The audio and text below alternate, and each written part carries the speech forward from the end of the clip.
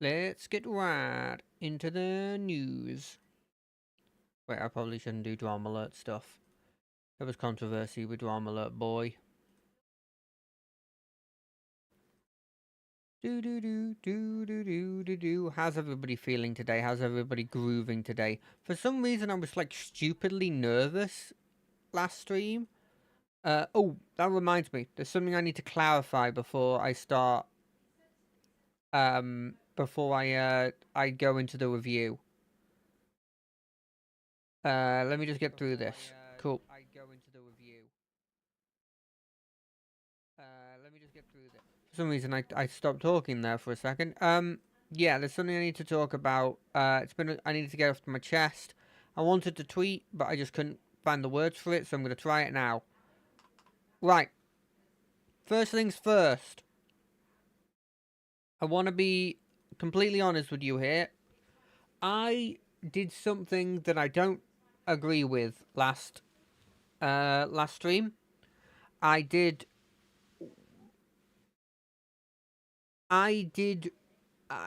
went along with something that I didn't believe in, because if I'm being completely honest, I don't believe in all this politics stuff, and I said, yeah, I'm up for this and for that when I didn't believe it. Like, I'm not going to go into huge details because I specifically put that I don't want to do politics stuff, right?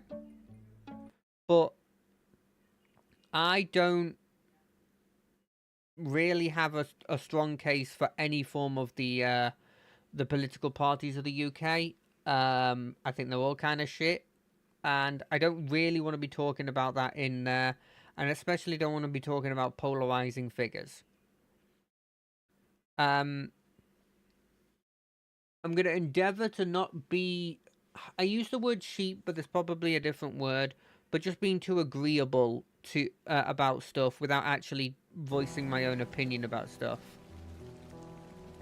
I'm sorry about all of that. I'm sorry if I hurt anybody's feelings by doing that. That's not what I intended for. But I thought I'd say that just to sort of get it out of the way.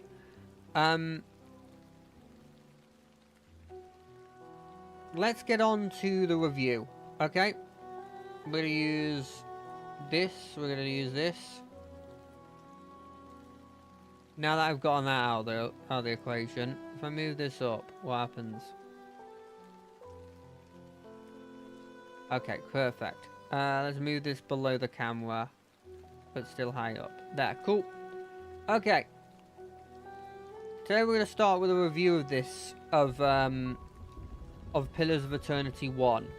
Got myself some notes there. I've got myself a drawing board here of stuff that I can potentially go on. We're gonna move this even quieter. Just okay. First things first. Let's go into TLDR of what my review of this thing is. This game was an incredible experience. There were ups and there were downs to it. I'm not gonna deny it, but it was an incredible experience. I had a lot of fun with it. I had a lot of interesting parts where I was just wishing for the next week to appear.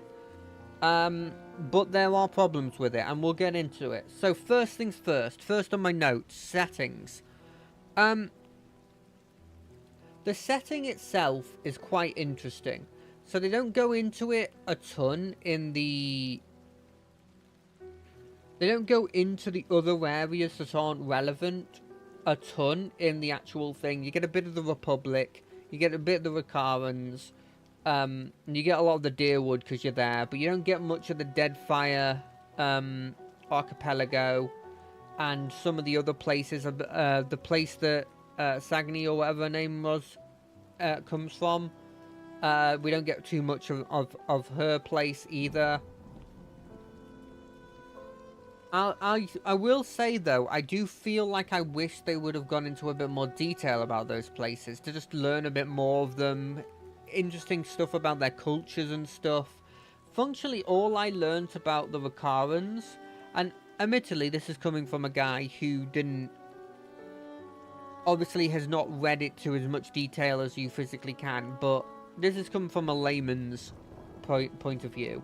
I learned about the Rakarans is that they used to have a god, a god incarnate that took over, and they went to war and lost because their god died to the god bomb.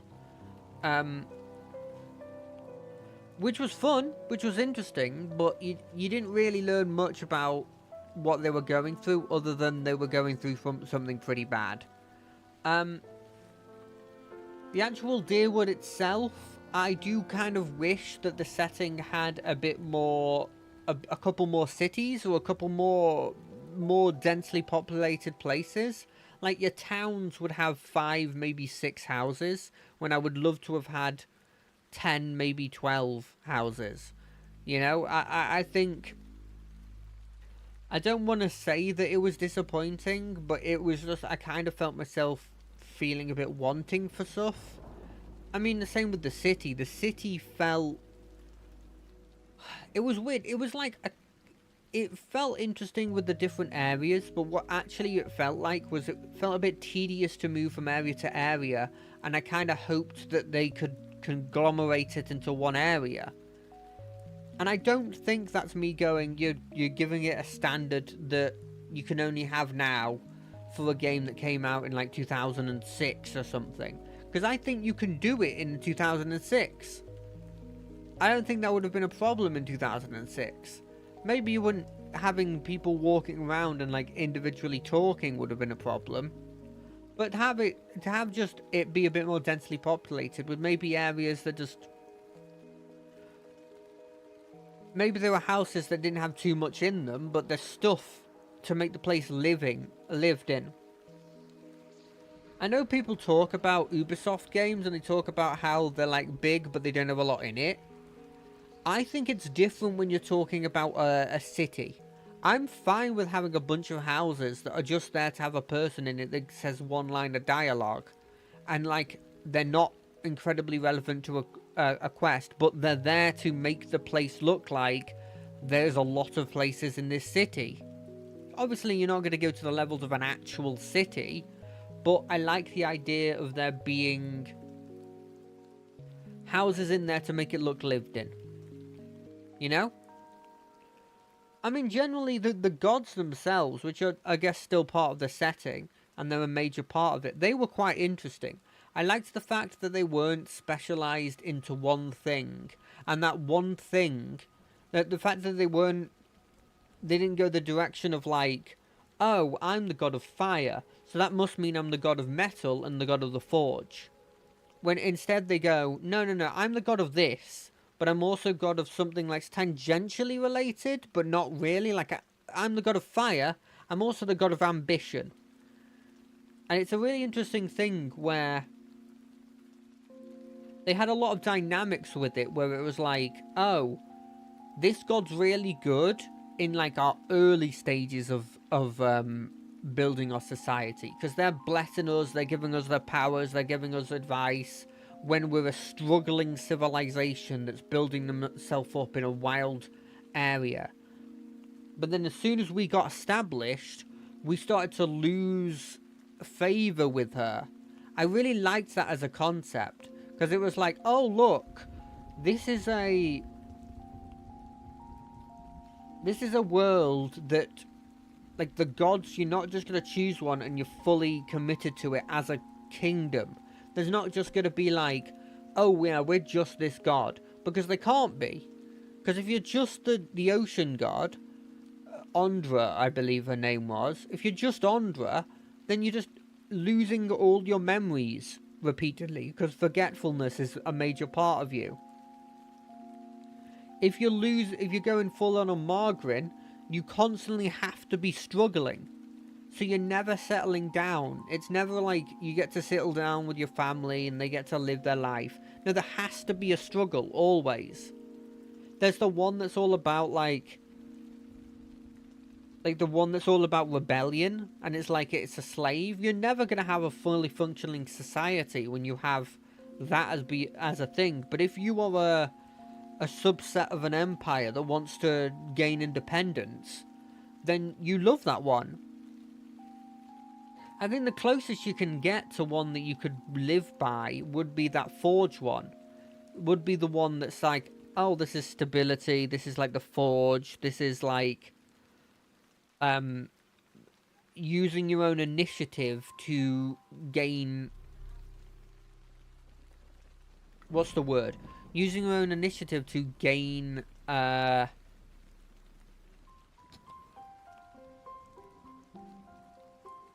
gain what you want. So I do appreciate that one being maybe a bit more like that, but there's still problems with it. I mean, it had to be shattered, which was literally part of the DLC, to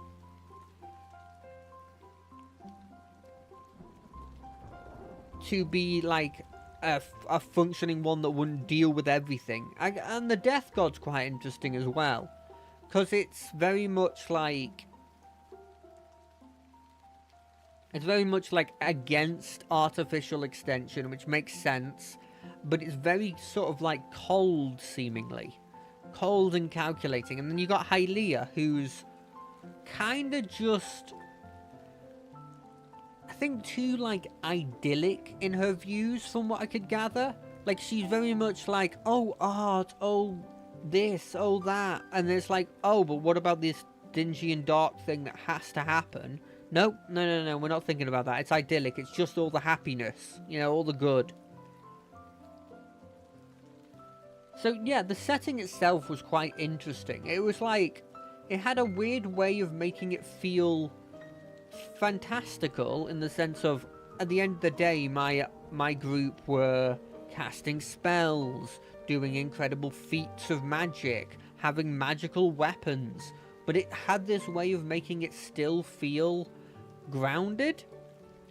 Like, there was all this magic and all this power I could do, but then, like, old MacDonald still has his farm, and he's still worried about, like, the dogs attacking, you know? Just like the dogs keep attacking and I can't defend against it, kind of thing. So I did appreciate that. The idea of, like, the old society, like the whole, oh, there used to be a super advanced empire, but now it's gone kind of thing. They did it in a quite interesting way, because it's a lot more obvious, especially in the Dyrwood, that the remnants of this incredible civilization, they're just there for everyone to see. Especially in those sort of statues and this Adar construct stuff that they keep doing. And the fact that at the end of the day, yeah, sure, there's a portion of people that go into the ruins, they try and get ancient artifacts on them, and they're powerful magical artifacts, but at the end of the day, like, there's not too much of an influence on the Dyrwoodian society. Obviously the Ingwithian society is all about them, but the Dyrwoodian society's culture, which I appreciated. I thought that was quite interesting. In terms of, like, the characters, like the different races, I found myself wishing there was more fantastical ones. I'm always a sucker for, if I see a list of cool dudes, I go for the one that's, like, the most out there, the most interesting. I'm always a big fan of, and this might go a bit more into, I feel like it would sit into setting. I'm always a big fan of weird and wonderful creatures that inherently have different, what's the word? Different,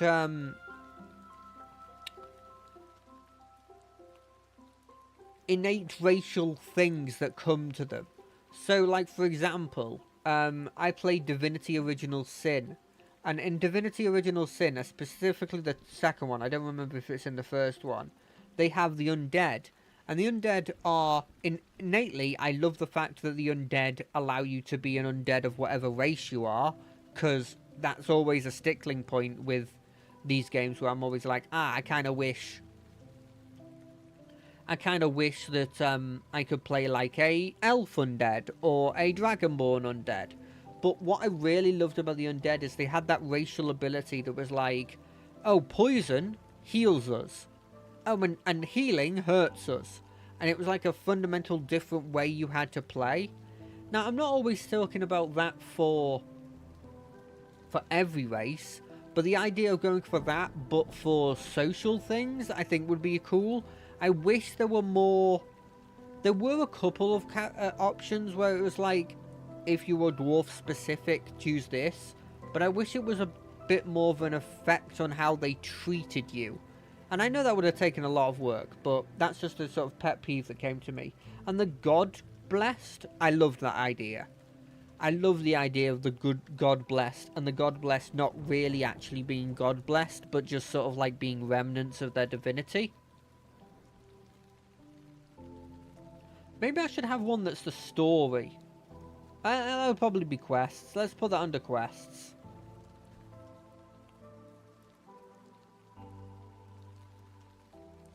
Okay, setting is done. Characters.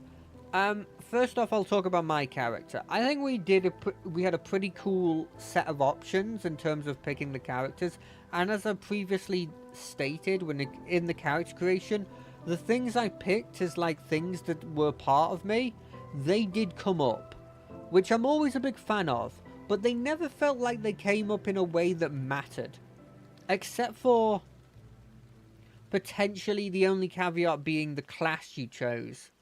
Because when I looked at that, when I picked like artist, I believe, and I picked like dwarf, and I don't remember where I picked in terms of where I came from, but I just sort of like felt that the artist ones, they just didn't really give you a unique dialogue option. They just felt like they were another way you could say something. And it could just be that I was just lucky that I always had a skill that could have done that anyway, and that there would have been many times that that wouldn't have happened, but it didn't feel like that. It didn't feel like... It didn't feel like, It didn't feel like they mattered in any way. Specifically where I came from and what my backstory was, at the very least. A dwarf one came up occasionally, like in terms of like different dialogue options of like them calling me like a dwarf thing, or calling me like a little thing, or occasionally fellow dwarfs regarding me differently. Like, I believe there was a time in the sorry about this, I'm just going to take a swig of my drink.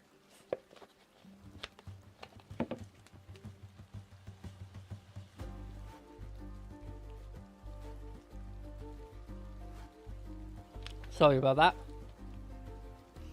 You know what? Let me pour a drink so this doesn't happen again.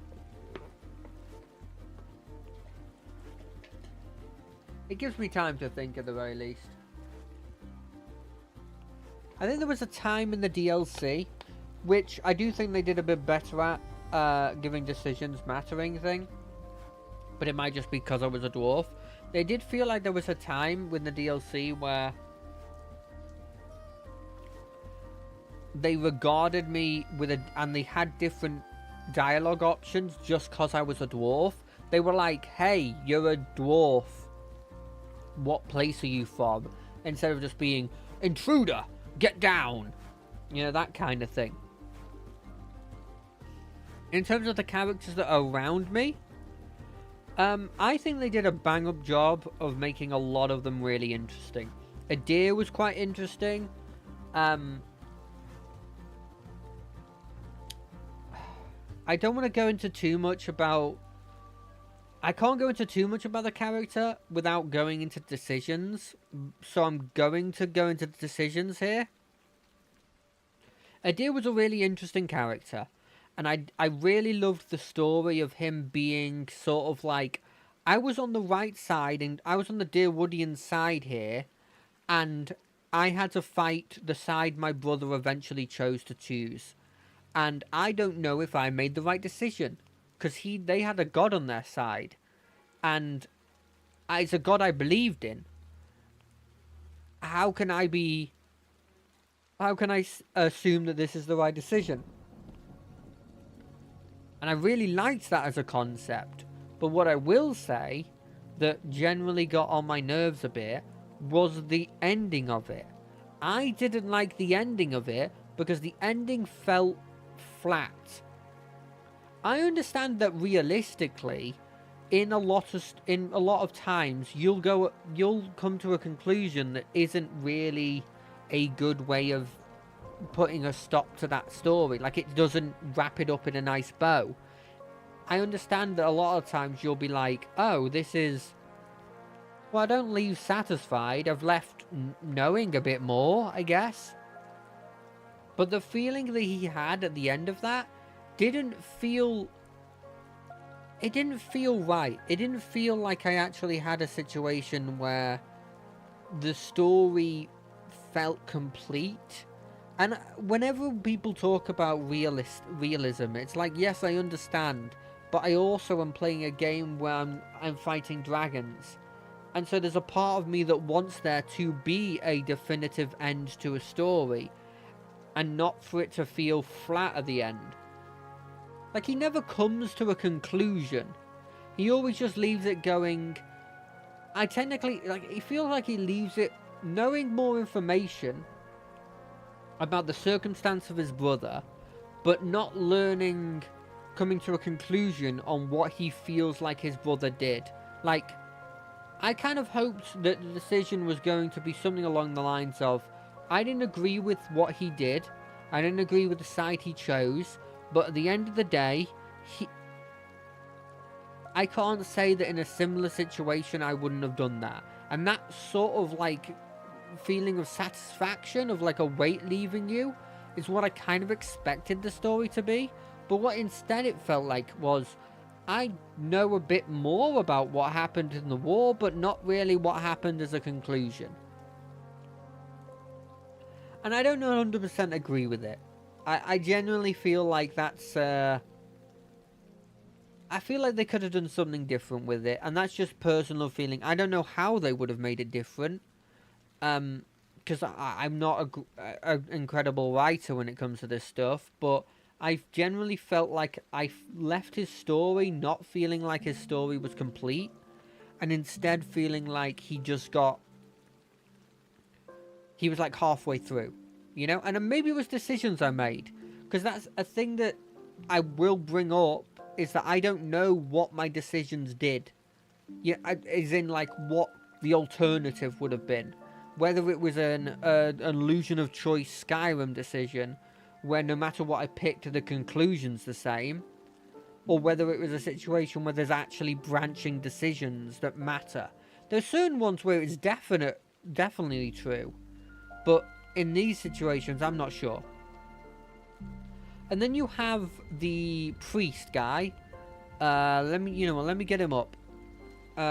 Priest Pillars of Eternity 1. Yes. What's his name?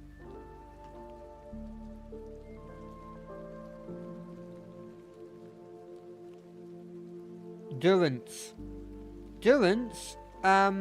I did not like him. I did not like him at all, which was funny because the person who... a person who came into the chat really early on had a real, like, happiness to... Like, they really liked this character. I didn't like him at all. You know, well, let me move him over to here. I didn't like this guy at all.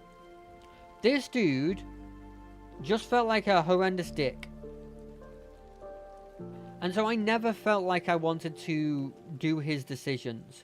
And look, I've had dicks on my team before. I've had people that I've absolutely hated, well, absolutely know are horrendous people before. But if I hate a character, why the hell would I ever bring him here with me? And so as soon as I got the ability to get rid of him, I got rid of him. And I don't regret it. I don't regret it at all. He was kind of...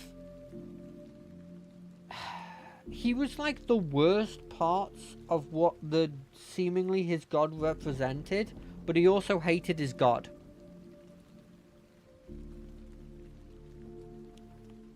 I don't know. His attitude really got to me. Let me just put list of characters. companions. Yeah. This is the one. Cool. So yeah, then we got a Lorth. A Lorth was interesting. He is the one that I genuinely feel... I don't know why there's two pictures for him. Maybe that's a spoiler. I'm going to crop out that picture. Oh. Never mind. There's a Lorth. Let me try and summon him again. He doesn't look particularly happy in this picture, does he? But yeah, a Lorth was interesting. I quite liked a Lorth. I had a Lorth on it for a lot longer. He left the party for a different reason for why the mage left the party. He left the party because I am horrendous when it comes to...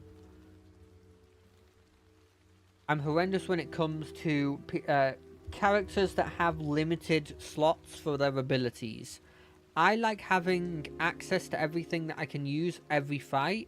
That's why I stuck to having more once per encounter abilities compared to once per game, once per rest abilities. Because if I go into a fight and I'm like, oh no, I've just used all of my high level spells against the other thing, I feel bad. But I liked his concept. I liked the fact that he showed off the whole setting of the souls thing that I didn't really talk about in the setting lesson, because setting part of this, because I didn't think about it. But the whole thing with souls, about how they're functionally crushed up, brought into the wheel, but like they retain a lot of what they used to be occasionally, is quite interesting. It's a quite interesting concept, an interesting concept that I haven't seen being explored to the level that it was explored to in this. I liked the concept of him. I liked his alternate personality. His sort of decision tree of like him being an agent of the Leaden Key and realizing they're not nearly as good as they initially thought they were was quite an interesting concept. I'll say this, I didn't feel like it was much of a part of his character as much of his alternative personality was. And that bit was a lot more interesting to me. It kind of felt like it wasn't tacked on, but it felt like it was not as important as I feel like this can be.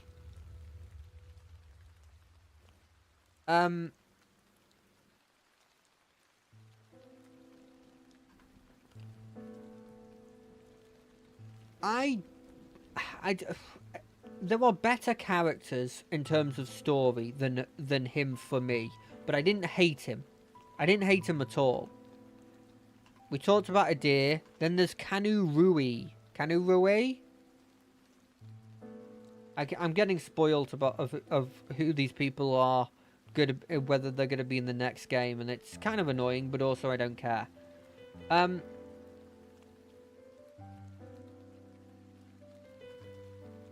This guy kind of was a nothing character to me. Now, admittedly, I didn't give him enough time to go... I didn't give him enough time to... What's the word? Mature in terms of, like, in terms of his story, because I didn't do enough of the Endless Path. But I felt like he was less... I don't know. I didn't feel like much of a character to him. I didn't gain anything of his character, in fact. Like, even with Durance and Alorth, I knew... Even with Durance, who I didn't complete the story for, he had more of a character than this dude had. He was just a happy-go-lucky guy, in my opinion. I wish I could say more, but there really isn't much to him. So we're just going to have to go past him. Oh, I'm annoyed at that character. Okay. Then there's her. I don't know how you say her name, even though I've played with her for a long time. Sagni? Sagani? Sounds nice. I like her a lot. I loved her quest. It gave her like a solid story bit to her. I love her sort of like... suspicion, because a lot of people were taking what I did at face value until she came around. So I appreciated the suspicion she had to the whole Watcher thing. I really like the concept of her village. It was such a cool little bit of lore to add in that kind of seamlessly fit in of like, oh, there's this village. It's a regular village, except we believe in like, oh, if you did something good in your last life, we gotta tell your new life about it. And they send people on missions to literally do just that. Go out there and find the next reincarnation of this guy and tell him what that guy did. Such a cool thing. I think the conclusion of it was a really interesting conclusion, because it was like a proper decision of like, well, this thing's just an animal.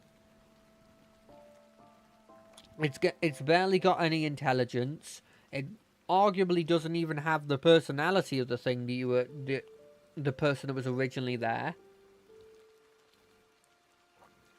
But do you still want to talk to this thing and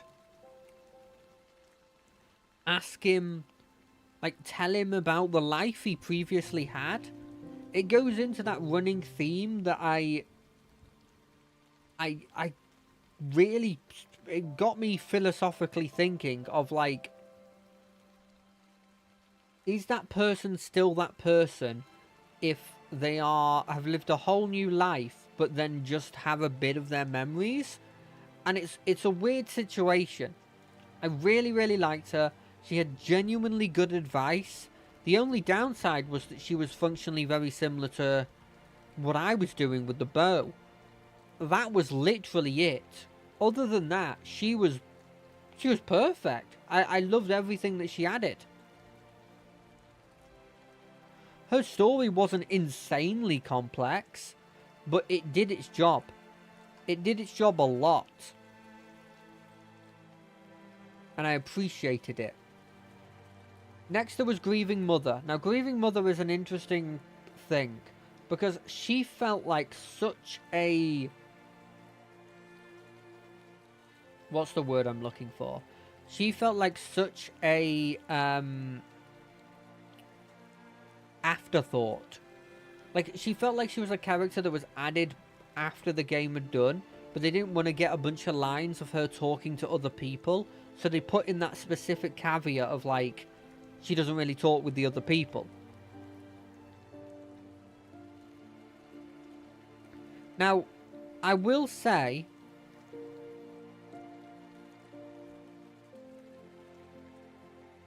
I really liked her. I really liked what she brought to it. I really liked the story bit of going into her mind and seeing like kind of her construct of what the world was, and seeing the after effects of this, these souls being taken from the bodies, and her like trying to keep some measure of the stability. Reminds me a lot of like somebody in an apocalypse trying to keep society alive and failing, because at the end of the day that you can't keep this lie alive when fundamentally stuff is changing. And so her having these putting these illusions on people to the point where it started to even affect herself, until it strained her power so much that it sort of snapped, was such an interesting concept.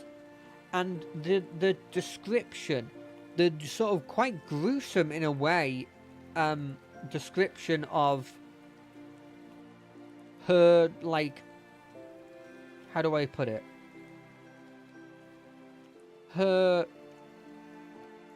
going through the loving part of how bringing a life into the world is, and how being a midwife, and like the clanging of the cymbals to sort of give a soothing sound so that the baby knows that they're not in a bad place, and that whole quite much better done in a way much better than me, described in such a beautiful way, to then have it talk about it in the next one of that same feeling, but it starts off the same, and then you hit the point of it's not crying.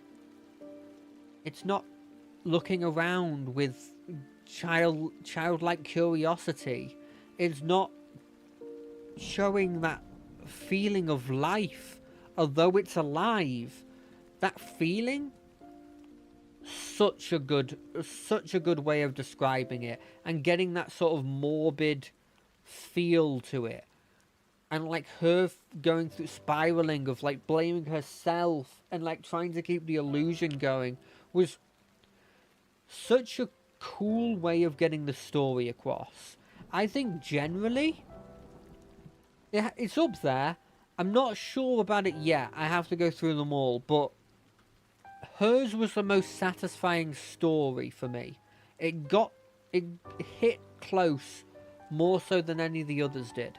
And it's not as if I have like kids or anything, but it hit close. And I really liked her. And just like Sagano or Sagni or however you say her name, she did a great job of giving advice when I needed it. Of somebody just... When I thought it was a no-brainer, and it happened occasionally where... I don't know if it's because of my mindset or what, I was just like, oh, it's a no-brainer, it's this option. And then I would get her advice. Almost always I would get her advice of like, you're not seriously thinking about this without thinking about this consequence. And I'm like, oh shit, I wasn't even thinking about that consequence. I thought this was obvious. So, A star for her. Really, really loved her. This one's going to be relatively quick. This character. We got this character too late for me to ever actually get a meaningful bond to it. Maybe this is a problem with me. I like to choose a party and relatively I stick with it unless there's somebody that comes across that I really, really like. Seemed like a kind of loose cannon. I didn't really care for him. Because I didn't really get enough time to care for him. I can't really say too much about him, if I'm being honest. Sorry, I can't give much of a review of this character. But I can give a review of maybe my visually favourite character. Like, visually to the point where I might save this this art just to use for a character at some point. It's the eyes. I think it's the eyes into the feathers that really sell it for me. The armor's fucking awesome as well. I love her. She is a great, very, very fun character. I love her whole idea of her being this paladin in an order that's generally quite male, but still having this sort of oath that she's taken. And she really likes the Valen Republics, but in the same breath, she's like, but there's many problems with them, and I'm not going to fuck over one country so royally and just take advantage of what they are doing just because we can, because I also care about people. And I really, really liked what she came with. She's one of the few people where I just liked her ending. 100%, no notes. Her and Grieving Mother, who just goes back to being a midwife. I really, really liked them. I genuinely felt like her introduction was very, very good. I liked her introduction. Then there was a bit of a lull, but when you got to the point where they were doing the trade deal, I was like, this is really cool. This is really, really interesting.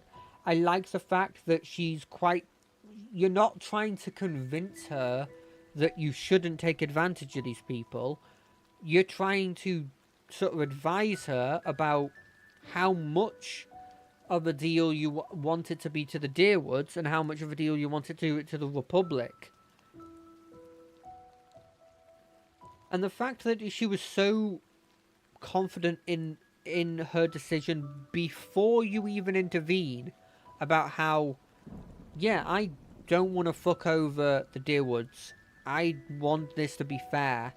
we're just taking advantage of a situation in which isn't fair.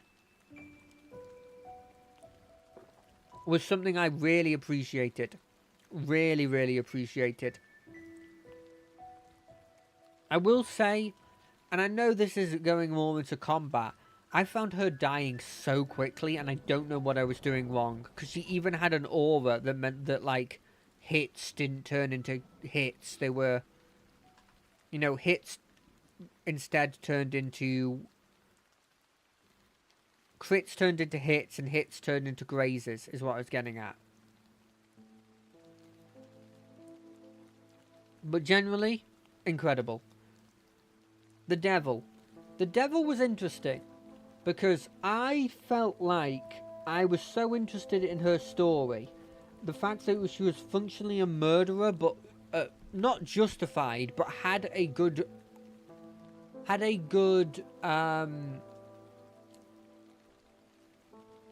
good start, but the wrong execution. I don't want to say good intentions, because not really good intentions, but like not objectively bad intentions. But I felt like I either did something wrong or I stalled her story, because it kind of just stopped at one point. And I feel like it was a decision I made that sort of stopped her from being able to advance her story anymore.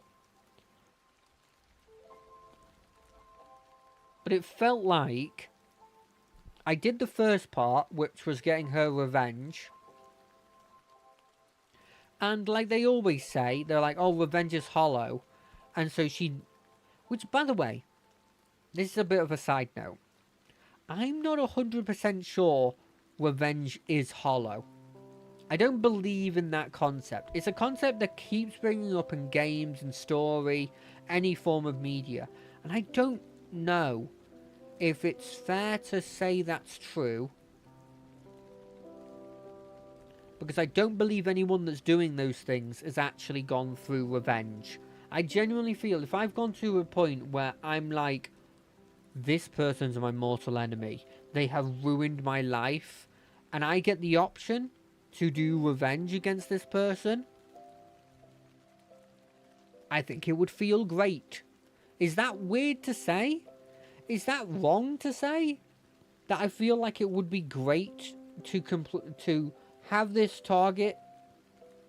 Obviously, I wouldn't want to go through the feelings and the hardship you'd have to go through to have a target for the revenge. But if I have a revenge target, I feel like me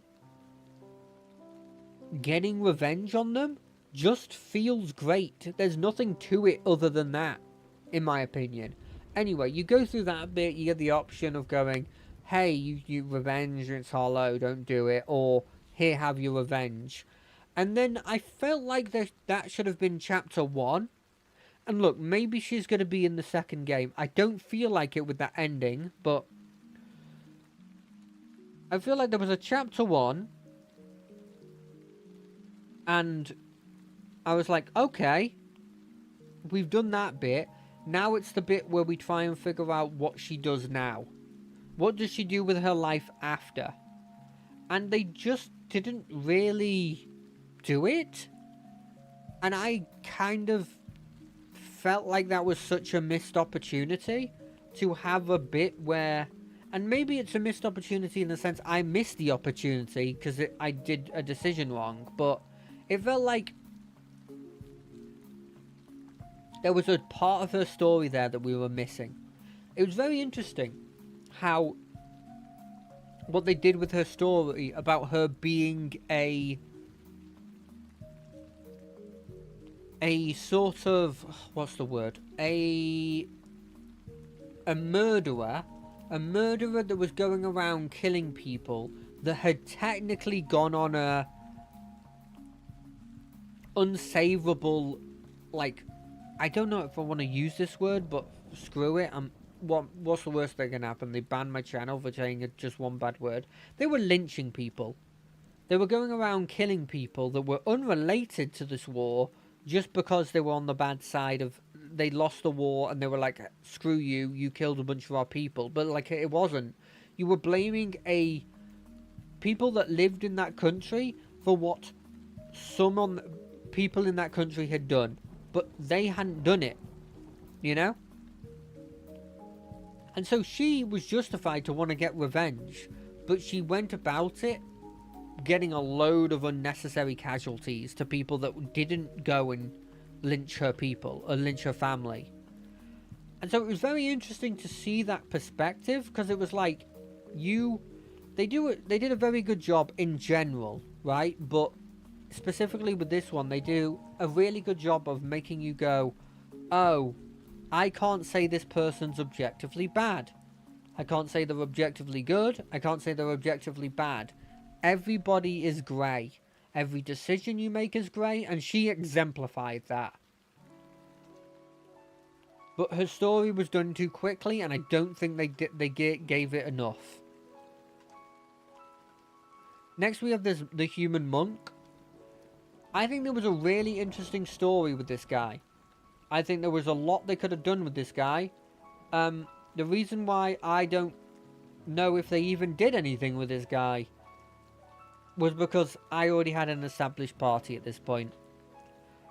It was really obvious with what they were doing and with how monks seemingly are. I feel like they should be called flagellants with what they do, but he's very much into this sort of self-harm thing going on. And through it, it is causing it. He is trying to seemingly repay for, I'm assuming, a grievance he did. My guess is the story is it's a grievance that's not really his fault. He technically did it, but he didn't have all the knowledge. But he knows that he did the bad thing, and so he's trying to sort of flagellate himself and go on a journey of sort of redemption because of it. He felt like a bit of a comedy character in how they portrayed him, but I'm sure there was something in there that was a lot more... What's the word? A lot more...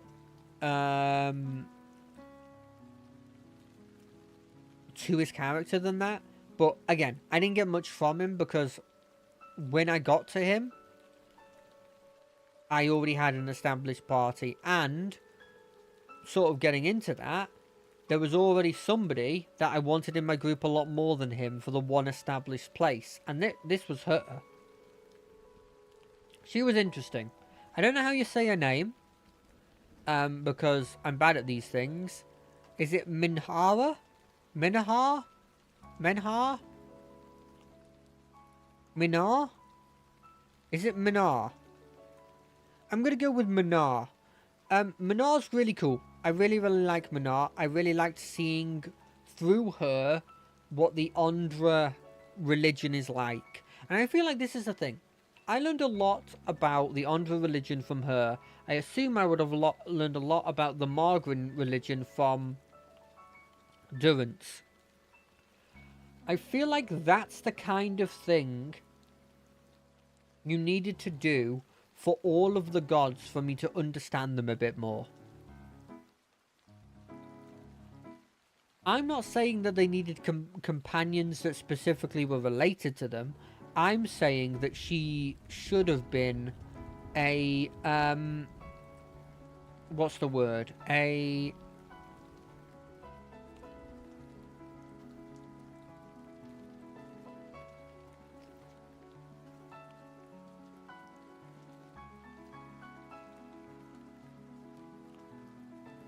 What's the word? She should have been, there should have been more stories and quests that really went into the nitty gritty. And I mean long quests, or like multi-stage quests, that went into what it means to, A, follow that religion, and B, be like a priest of, or a notable member of said religion. Because through her, you learn about the gift bearers. You learn about Ondra's religion in a lot more detail. You learn about its good. You learn about its bad. You learn about sometimes the good bits not actually being good and actually being bad.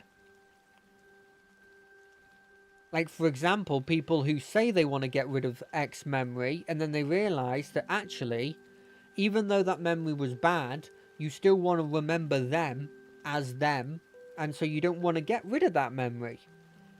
It's really, really interesting. You also had her getting into the whole soul thing, with her feeling like, kind of like, generational guilt for something that she didn't do.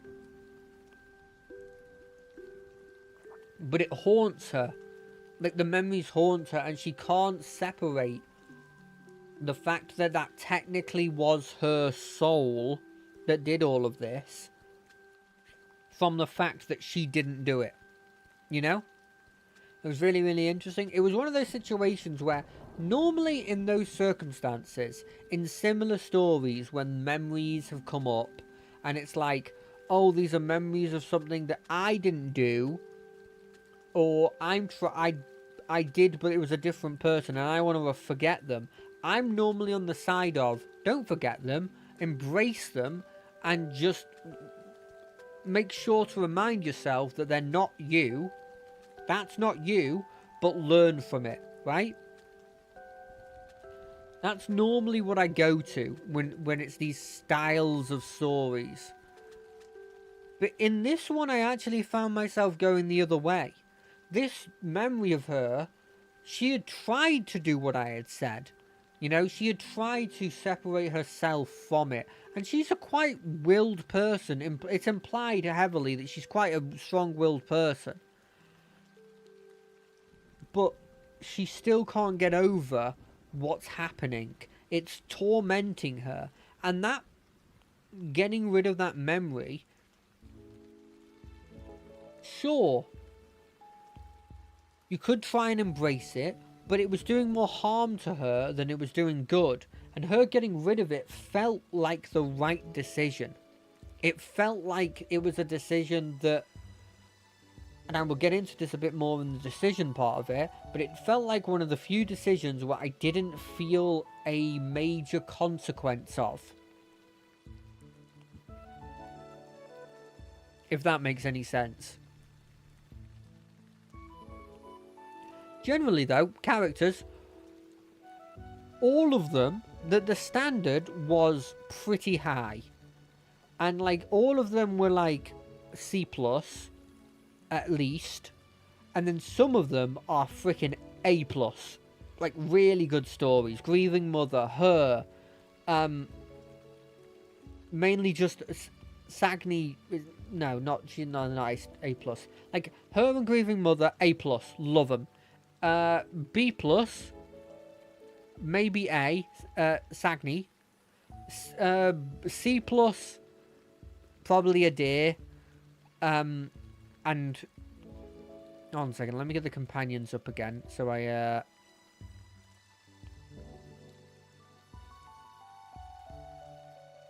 so I can look through the list again.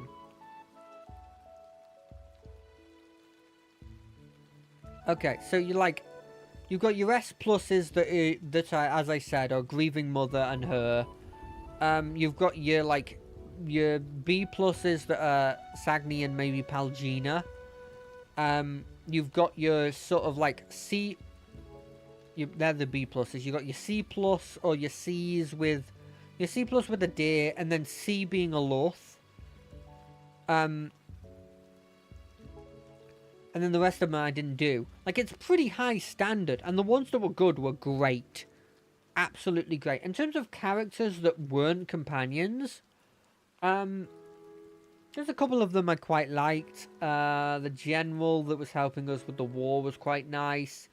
I thought a lot of the villains were quite interesting. I feel like I'll go into this more with the story, but the Thoth or whatever his name was, Thorn, like, that guy was nice. That guy was really interesting as a character, as a concept. Not a lot of other major villains that weren't him, other than, I guess, the starting villain of that duck guy who had gone crazy after his son was not born with a soul. But yeah, and like, generally the stories, the characters you would get, really, really, really good. like, if we're talking, like, setting, I'd maybe put, like, a B. Like, it was good. It was a good place, but I wish they expanded more, and nothing was, like, instant, I love everything about this kind of levels. You know what, actually, I'm going to be a bit more realistic here. I'm being too nice. It's a C+. Characters, I would say, were a solid B. There's some that were C, there were some that were A. Counteract, it's about B. Quests, decisions, and story. Okay. This is probably my biggest one of my biggest negatives with the game in general. Okay? And there's going to be a lot of people that say, no, this is stupid. No, you're wrong. No, like, I loved X, I loved Y. I disliked how they did stories. Because every fucking story, it was a morally grey decision where there was lasting consequences from every one of them. And I don't mind the occasional ones. And I don't mind if they're the majority that. I dislike that every fucking one of them was that. There should be situations where I go out to save a kid, and I save the kid, and that's it. That's it. That's the whole story. That you save the kid, that's it. That's done. And not be, I go around learning all about how good this kid is, learning about all these dreams and ambitions he has, just to find out he's fucking dead.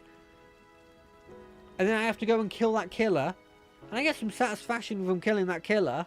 But fucking hell, why? Why'd that kid have to die?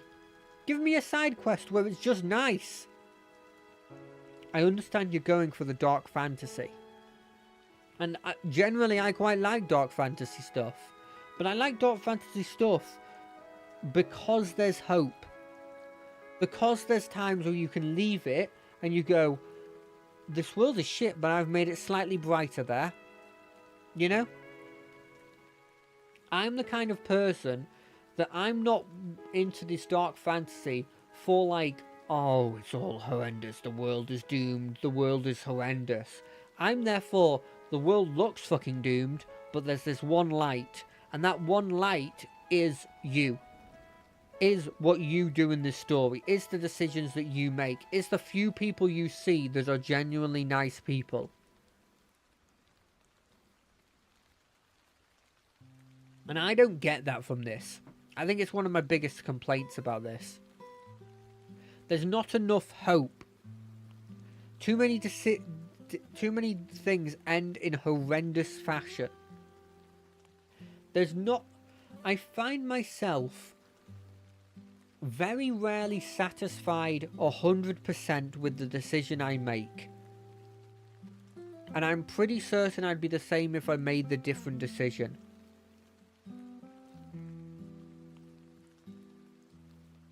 Now, a lot of people will say that's the point. And that's fair. But this isn't a critic review of what I think you should care about this game and how good this game is. It's a review of... It's my review. It's what I felt about it. And I felt they needed to put in there more things that made me feel satisfied with a decision. There should be options, and I don't care if those options are a lot harder or to have higher requirements, but there should be decisions I make that I feel 100% satisfied with. Some of them. There's like, the only one that I've, off the top of my head, that I really felt like I was satisfied with was the decision to kill the person who killed that kid and her story. This lady's story. The ending of that. And that's it. Oh, and I guess allowing those people at the Forge to use the Forge. In terms of the quests were nice. Like, there's nothing wrong with the quests in itself, even if I don't like the ending decisions with them. And about how they were always, like, a bad decision either way. But, like, the structure of them never felt tedious. Occasionally I didn't know where to go, which was always a problem, but that's a problem with me not understanding maps and not exploring to the not realizing I could explore as much as I could explore. Like, I take that that's my fault with the not understanding them. I do wish with the quests they were a bit more specific about stuff in the quest description. Like, I want there to be a way I can drop down and go, and in being simple words, like, oh, this is the quest. This is where they want you to go. This is it's here. It's south of here. You know? I wish there was more of that. I wish it was easier to see the coalesced part of the information you got, because I did not find that journal thing to be as easy as it could have been. One thing I do like about these quests, except for a couple, which I understand, and I've come to the conclusion, like, I don't like that bit, but it's happened. I appreciated the fact that there wasn't any... One second, I need to look at this alert. Boop.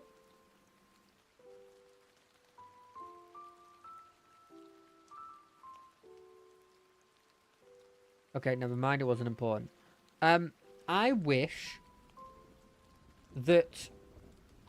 Wait, let me just double check. You didn't see anything, right? No, you didn't. Cool. I wish that... I'm happy that the quests, except for a couple exceptions, like I said, aren't timed. I have a really big pet peeve with timed quests. Timed quests are a bane of me. Because I want to do everything. And they don't allow me to do everything when they time stuff. Because it's like, oh no, you took too long, so I left. Or you took too long, so all these people are dead. I don't want that. I understand you want to make a more realistic world. But I want to see everything. And I'm not going to be playing your game multiple times to get all the different ending, all the different, like, permutations, so that I get to do everything. I want to do it in the one time I'm playing. Get the experience I want, and I'm good. So I'm happy that they didn't do too many of those, and the ones that they did were pretty easy to catch. I appreciate all the warnings they put in of like, hey, if you do this, you might not come back. Hint, hint, you know? I appreciate them giving me that option of like, hey, you will get through all of this story easily if you at your level, just a heads up. I think genuinely, and this is going to come out as a shock, quests, on its own, I would put as maybe like a solid B. Decisions, I would put as a D. Story, probably a B. So it's a C+. But if decisions itself was just there, you know, let me just do with like a little brackets. So this is a B, solid B. This is like a D. And story is like a B. But overall it's a C+. Because they average out. I'm going to put a D-. This is my general opinion. Combat. Now I'm going to go into combat. I'm going to talk about generally what I feel about combat. I ain't the sharpest tool of the shed. I've been really obvious about that. I thought combat was complicated. Now, I understand the logic of switching weapons for the different damage types. I'm not going on about that. I understand the enchanting. I figured that out about 2/3 of the way through the game. I'm not going on about that. I genuinely felt like there was a lot of fights that if I was at a normal level, I would have had a problem with, and it was because I didn't understand the health system very well, of how to actually keep people healthy. I didn't understand what I was doing wrong with a lot of those fights, because it felt like any time they hit me with a frightened, it would always hit. And it would always, any status effect would always hit. And then mine had like a 20% chance of succeeding. I think a lot of the combat abilities were made complicated to make it feel dynamic and not so you picked the same thing every time, but they felt complicated to the point where I found myself finding two spells that I liked and using them all the time because they were simple.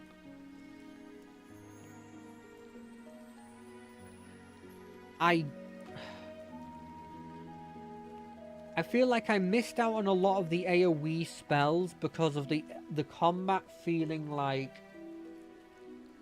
because of everything having to go through, like you shoot it and it goes through allies. I found myself feeling really annoyed with the whole thing.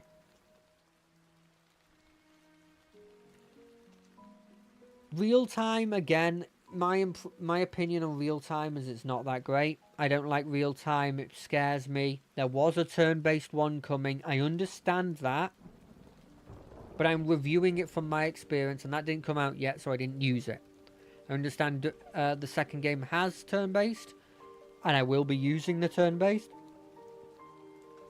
So we'll see how it is then. I also found myself near the later parts of the game, I found myself feeling a bit like the combats were a bit tedious. Like there being so many of them in one area.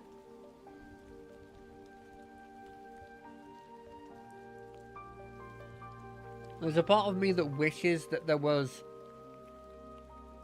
a mechanic of, hey, you've killed enough of these, maybe they won't spawn anymore. I don't know.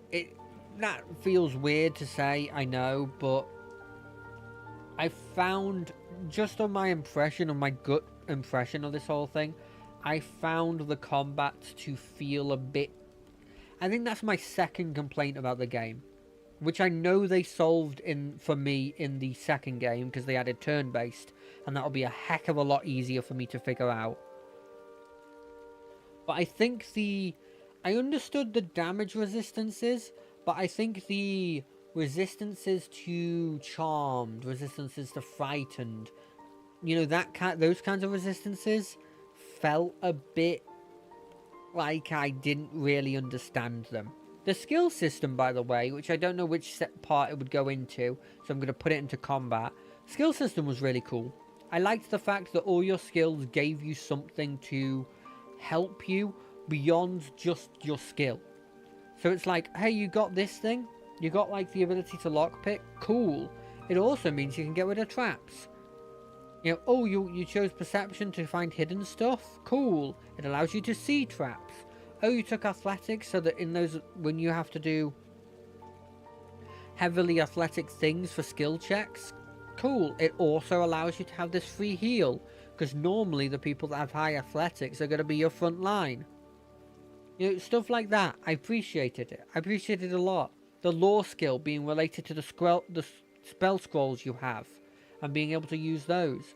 I think it just gave an extra sort of edge to it, and I'm always appreciative of that. But overall, I would give combat a... Is it going to be harsh? I think it's a bit harsh, but I'm going for it. It's a C. I preferred the setting over the combat, so it's getting a C. Difficulty / accessibility. This goes into a bit of the combat as well, because I don't think the combat was incredibly accessible. I think the combat took a lot to figure out, and I don't think the tutorial was as intuitive. Like, it might have been there, but it wasn't as easily digestible as I feel like it could have been. You know? Does that make sense? I think they could have done a better job of making it feel like you have a... What's the word? A more digestible consumable of a game, of the game rules, so that it's easier to figure its stuff out. And I don't think they did that as well. In terms of the difficulty, there was a couple of areas that were a bit of a roadblock for me. One of them I never got through in terms of that dragon. The other one, the sort of trained troops that guard the Archmage, generally, I found myself feeling like it was showing me, going more into like the accessibility, it was showing me that there were rules that I didn't understand, and I don't feel like I was taught. Because they just were dominating me with lesser abilities than what I had. Because they were just weaker versions of the classes we had.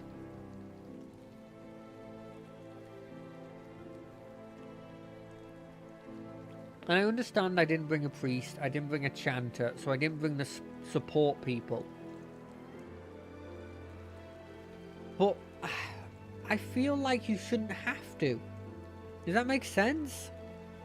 Like, if I decide if I want to go into a fight, into a party, in an RPG, and I have a paladin that can heal as an off tank, as like an off tank / damage dealer.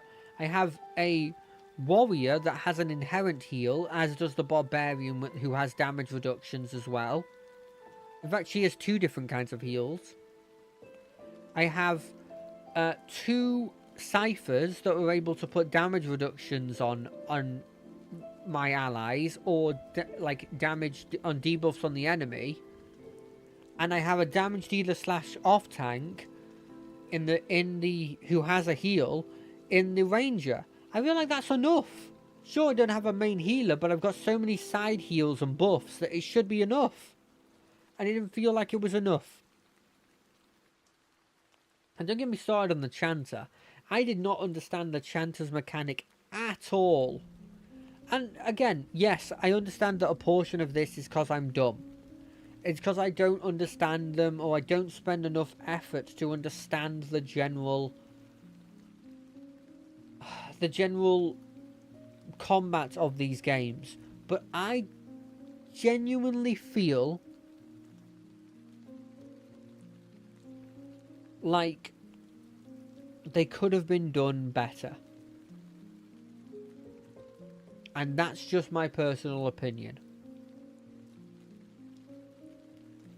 So in terms of this, I'm going to give it a C+. I give C's out when I know that they're generally good, but my impression of them is not good. Does that make sense? Like, I can acknowledge that this is good, but I also have to acknowledge that I don't like it, so it gets a C. So, in general, a couple more things I want to go into before I come to my conclusion. One of the things that I will say about this starting bit, although I don't think it teaches you the rules as much, it teaches you enough about the setting that I feel like is good. It shows you that hidden stuff is always around, so make sure that you're perceptive. It shows you that traps are always around, so better be perspective. Puzzles, it shows you how the puzzles are going to be. It shows you how your decisions are going to matter, in the sense of if you make a bad decision, you or your companions will have injuries. And then at the end, it shows at the end of all this, people die. People are going to die in this. You're not going to have people for a huge amount of time. People that you've been with for a while, that are characters that you like, could just die. Because that's the world we live in. I think it does a really good job of doing that. At the start, with the caravan and the bandits killing everybody, the Ingwithians killing everyone except for the couple of people, you get away from that and you think, oh cool, that's going to be start of our epic adventure, where our party's not really going to change, and at the end of it, they die as well. Because at the end of the day, you couldn't stop that. You're not strong enough. I think it does a really good job of that. And then going straight into that tree. That tree that has become synonymous in my friend group of like, this is a dark fantasy genre. That tree with all the people hanging from it. And then you hear about all the stories about it. You hear about all these kids that aren't being born with souls and stuff. And it really does a great job of setting up the setting as a whole, about how the decisions, you're going to have important decisions you're going to make, and not always are those decisions going to leave you satisfied. And I understand that they set that up, but it still doesn't mean that I don't like I like it or dislike it. It still doesn't change my opinion of not liking them. I think I've convinced myself that that's actually a B minus, just from talking about how they set up the setting there. I do appreciate as well that they do a bit of this, not a ton of this, but they do a bit of feeling like time progresses and your decisions matter. In the sense of when you get rid of that like noble at the start that is going around going mad and you realize he needs to be taken down and you replace him with somebody that's better than him but obviously not the best, it comes around to, oh no, he's become a revenant that's after you. And so it comes full circle in the sense of that, in that you have your decisions come back to haunt you. Like literally, he's haunting, he's an undead.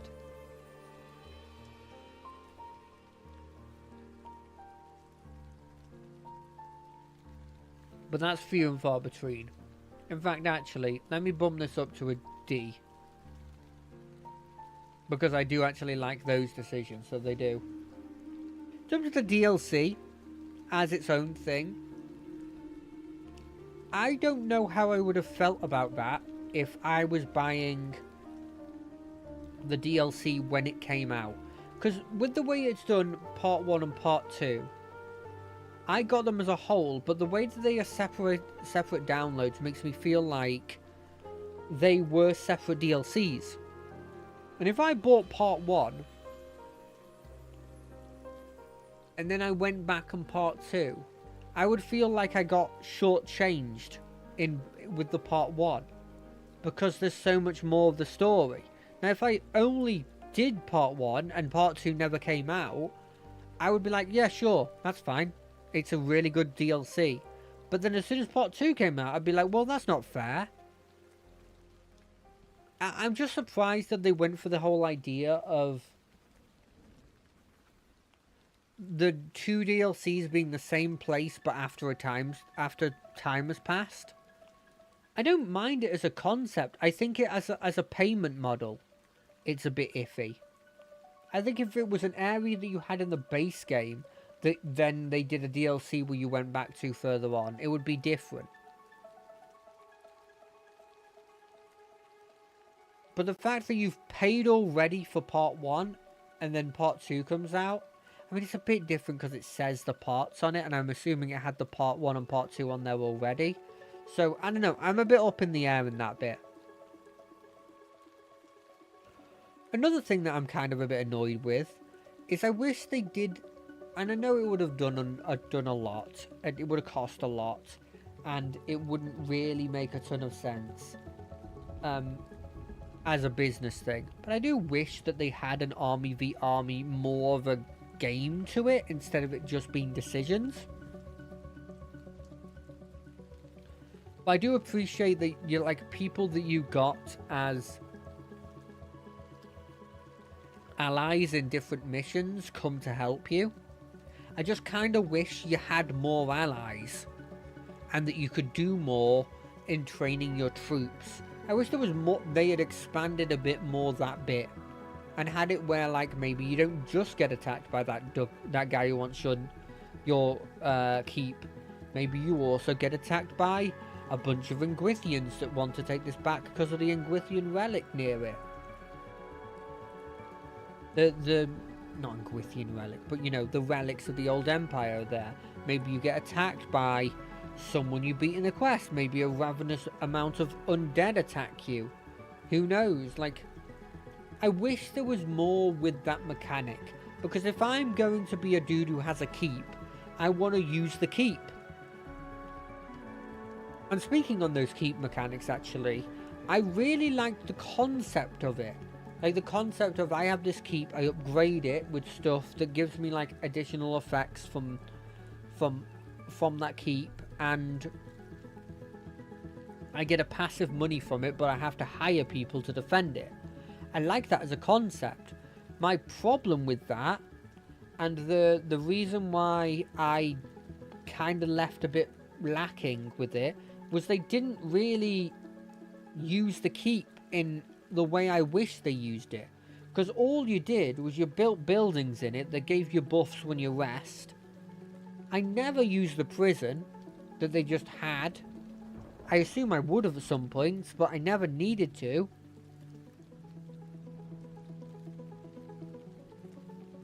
And even though you had this keep that you were building up, you were repairing the walls, you were hiring people to defend, what actually happened is you never got attacked at it.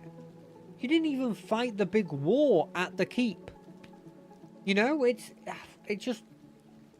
grind my gears a bit that you have this thing that you're upgrading and you're adding stuff to, and maybe it's me being spoiled from stuff like the Pathfinder games, specifically the Wrath of the Righteous, where you have your keep, you're upgrading it, it gives you troops, it gives you money, it gives you buffs to your troops, and then you send out armies from them to take other settlements, and those settlements can be built in, and you know, it feels like more of an expanded thing, and you get specialist things from whichever path you go.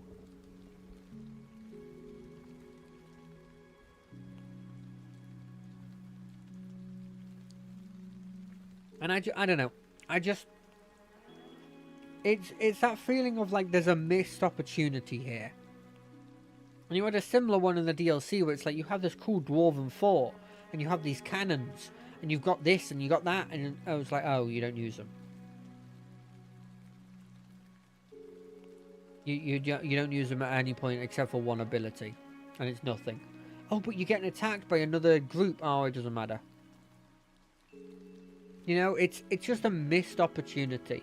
And if it was already established in the base game like I wanted, then it wouldn't have been hard to transfer that mechanic onto the DLC.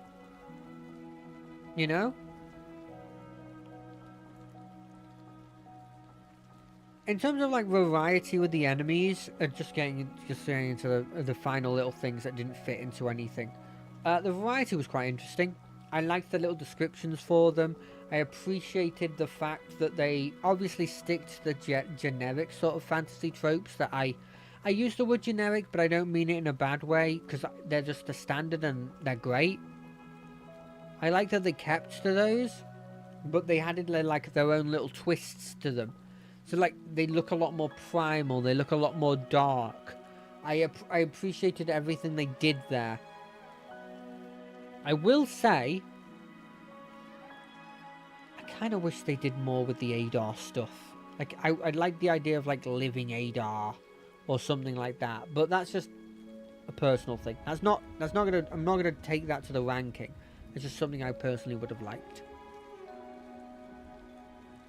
I talked about it a bit before, but I do wish there were more cities, but that's neither here nor there. In conclusion, setting was really interesting. I really do like how they established stuff. The characters were incredible. I appreciated several of them, and even the bad ones weren't that bad, except for Durance, but you could get rid of him, it didn't really matter. Appreciated all the different races that they had. I wish there were more extravagant ones, like Dragonborn, or, you know, like undead, or, you know, vampires maybe would have been cool. Ogres, an ogre would have been hilarious to play. Quests, one of my biggest gripes were the quest decisions at the end felt like they were always morally grey. I wish they weren't always morally grey. That's just a personal opinion of mine. Generally though, the story was really, really good. The villain, which I forgot to go into, was really, really interesting. I appreciated the decision at the end. I appreciated what he was coming through. I appreciated that he did genuinely think he was doing the right thing. I appreciated a lot of that. Combat, I found a bit complicated. I found it was harder to learn this stuff. I don't think the tutorial did an incredible job. I understand I could have looked into more detail, but I don't feel like you've got a good combat system if you have to look at a bunch of lines of like different tutorial things just to understand it.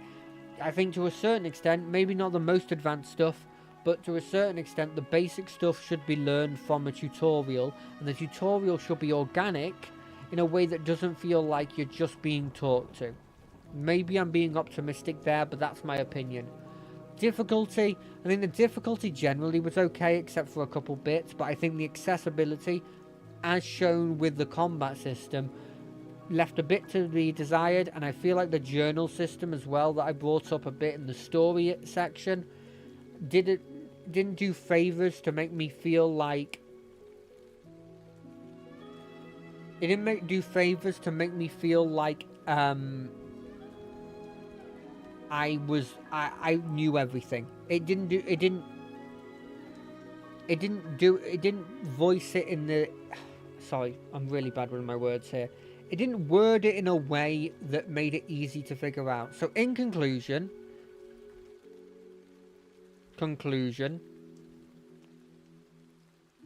my rating is, drumroll, it's a solid B-. It's a solid B- game. I genuinely think that there is absolutely no chance that I play this game again. And that's not a knock at the game. It's that I genuinely feel like I've got everything out of this, and I don't want to come back to it. It's good, but there were downs to it that make me feel like I don't want to do that commitment for it. And I can't say that about some of the things I would put into A/S kind of levels. You know, like the Rogue Trader game or Baldur's Gate. I find myself going, I could see myself playing a game of that again. You know, I could see myself going through that and trying out some of the characters that I didn't play before. Couldn't see that with that. But I can't deny that it was an incredible game. The story was great. The characters were great. The decisions, while I didn't always agree with them, felt like they weren't there to go, hey, if you give me a couple of bear asses, I'll give you this magical bow. And then that was it, you know? There was more nuance to every story, even if I didn't always like the decisions I got to make at the end. It reminds me of in Witcher, when there's a decision where there's a bunch of these witches or hags or something, and you've got the decision to like release this spirit. And I made a decision that came to the conclusion that was the worst decision you physically could. And I hated that. But I can't deny that the story was good. I hated the decision. I hated what came of it. But I can't deny that they did well in terms of the complexity of that decision. Generally, I loved it. It's a solid long-term, a big RPG. And the reason it's not, I would put like, what would be like a Dragon Age Inquisition, or like a, trying to think, what RPG, like some of these JRPGs I've played, that just feel a bit generic. I would put those at C, maybe C+, because the story doesn't grab me, the setting's quite generic, but it's a decent RPG that there's nothing wrong with it. That's what I put at C. It's a step above C. It's a definite step above C. But the problems I have with the decisions always being morally grey and never feeling satisfying, the combat being a bit complicated because complicated and not as easy to learn, and the accessibility of the journals and like the map progression feeling a bit, I don't know, they rubbed me a bit the wrong way with it. Kind of swung me to the other side of not making them a B or a B+. But generally, great game. Right, that's been my review of this. Hope everyone liked it. It went actually a lot longer than I expected. I joked about it being the character creation, but I genuinely thought it was going to take like 20 minutes, and then we'd play through a decent amount of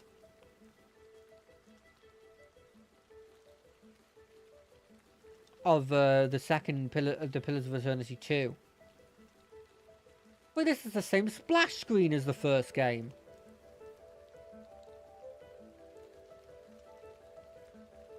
I hope it hasn't accidentally downloaded the first game again. Or maybe just characters that are in the first game are also in the second game. Oh, yeah, let's go. Options. Wait, let me just go. If I go to here, if I go to game capture, if I go to Pillars of Eternity 2, boom. Options.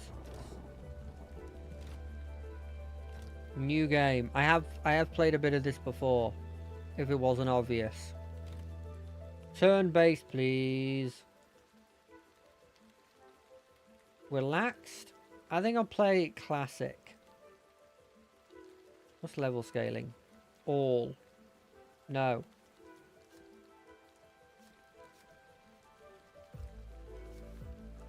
Consistent level scaling provides a consistent level of challenge in this moment. When enabled, when a scene will adjust their level. No. Start game.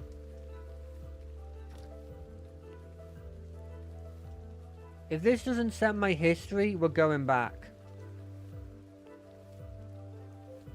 But we'll skip the intro.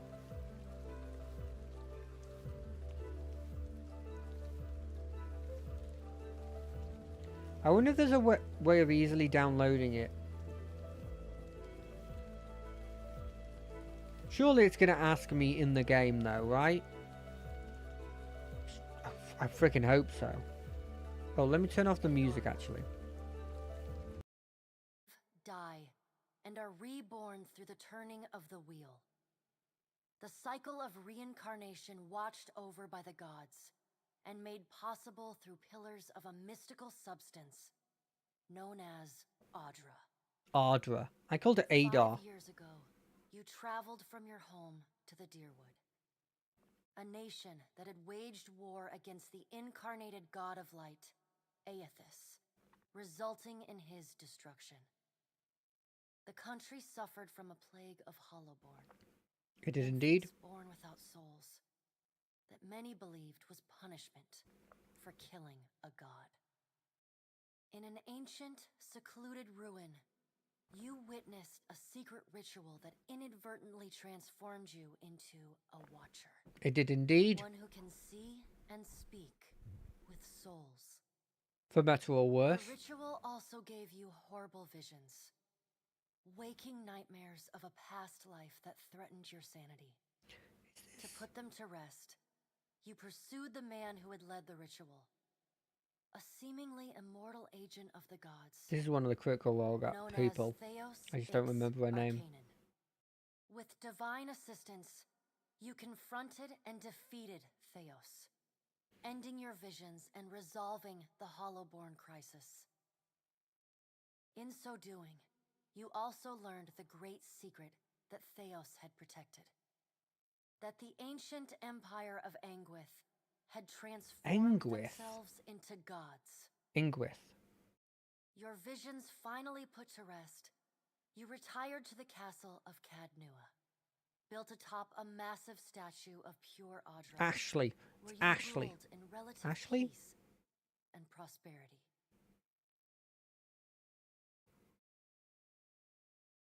Yep, that's the end.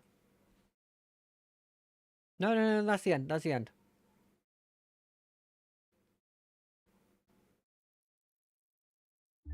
Made a nice story. You fixing up that old keep? Lifting the curse? Must have told it 100 times. But something got to gnawing at me. Thinking the spirits there weren't really at rest.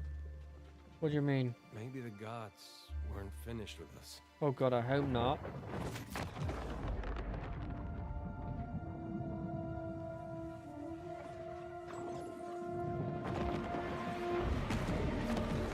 Holy I used to dream that when my god came back, he would forgive us.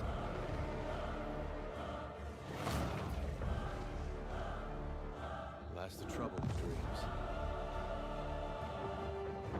Sooner or later, we all have to wake up. I forget, what was at the bottom? Oh, it was like a revenant.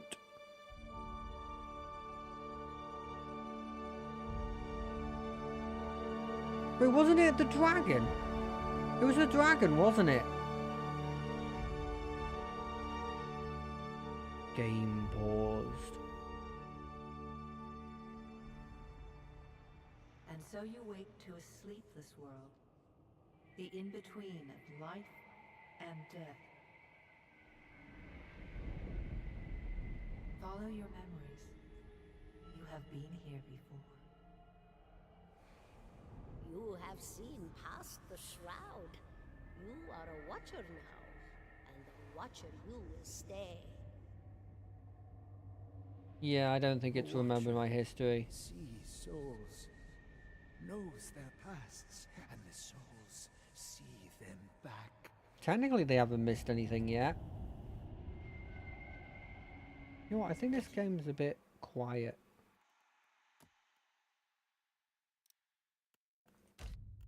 Dishonor, inheriting a fortress both broken and cursed.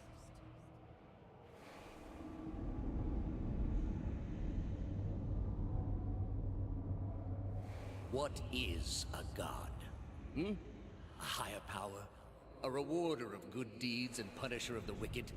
No, it's like a Adar-powered Gwithian. You know The this. gods aren't real, but something else entirely. Something created by people. Yeah, I know.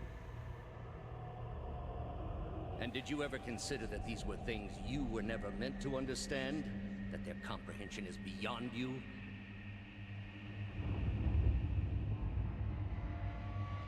Let the world see. Let them decide what to do. I don't think I did that. I didn't get the option to, in fairness. Watcher, come.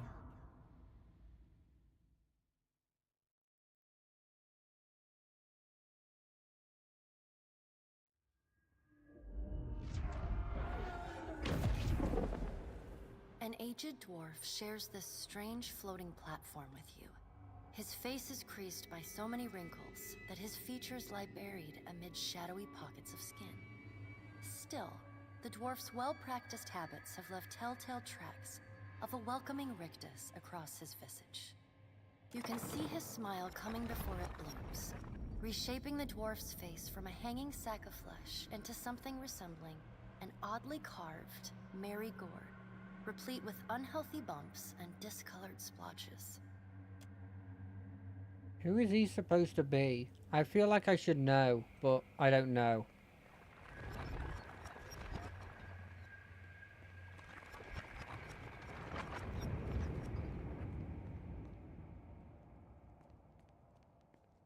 Sit, please. Yeah, sure. Thank you for joining us, Watcher of Cadnua. Oh, that's The handy. gaunt woman seated at the table is clad in time-worn black armor that seems too massive for her to move in. A pale, slender neck rises from the gorget, topped by a hollow face. The milky skin stretched across it is delicate and translucent, like parchment that has been scraped clean too many times. She is preoccupied with the arrangement of cards on the table between you. With each movement, her armor squeaks and groans as though bearing an incredible weight. She places a final card, gives a nod of satisfaction, and raises her eyes to meet yours. I'm just gonna say, I can already feel like this game has a notable, like, improvement in terms of, like, budget and, like, quality. You can see it's taken, like, blimmin', what is it, 10 years? Your brush with the divine has drained you of your powers, fractured your memories. Look upon these cards. They represent the courses of your life. You alone know best how they flowed. Arrange them to fit what you remember. Import file. Ligara, please. Does everything appear to be in order? Yes. Good. Welcome to the Beyond. I am Bareth. One half, anyway. She points a finger in the direction of the dwarf who led you here. Though the movement is slight, her gauntlet squeaks like a rusty hinge. Or are they both Bereth? God of Death and Cycles, the king, the keeper of cycles left. Bereth thought to seek claim to one of those who have lived past their life. According to folklore, Bereth was seen most often in the form of the pallid knife or the usher. Two skeletal callers who lead such to their death. Okay, so he's the usher. The dwarf's rictus returns as he nods in the woman's direction. The gods offered you boons in exchange for resolving the Hollowborn crisis. What did you do with the souls? I restored the souls to the Hollowborn. Tell me, do you remember when we last met? I spoke with other gods in the Hall of the Stars and pledged myself to them. You did.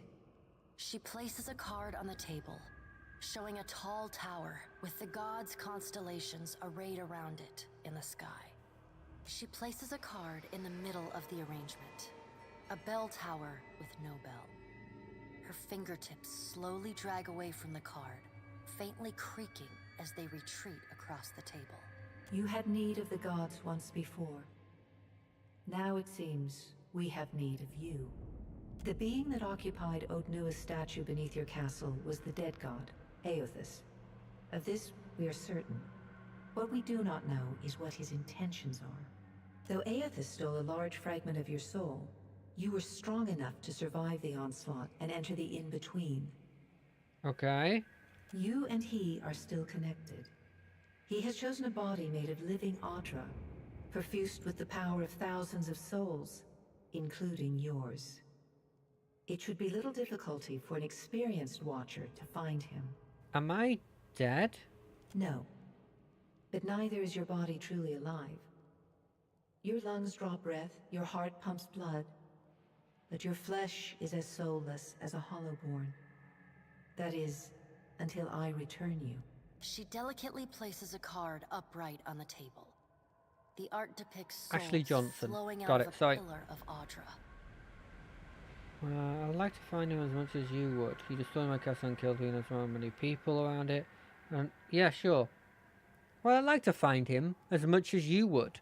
He destroyed my castle and killed who knows how many people around it. I know. It is my business to know. 322 in Cadnua and your surrounding lands. Their souls remain in Eothas still. You have the power to save them. Serve me and I will return you to your body. Or don't, and return to the wheel. Then let's get on with this. Good. Before you return to Aora as my herald, you must remember who you were, the last whisper of life in death. When you can picture your own face, the Beyond will lead you back to your own kind, to the world of mortals.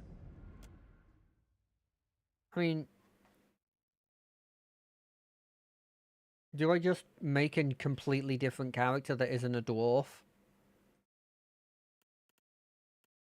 We're gonna make a completely different character that isn't what I was before. I might still be a dwarf.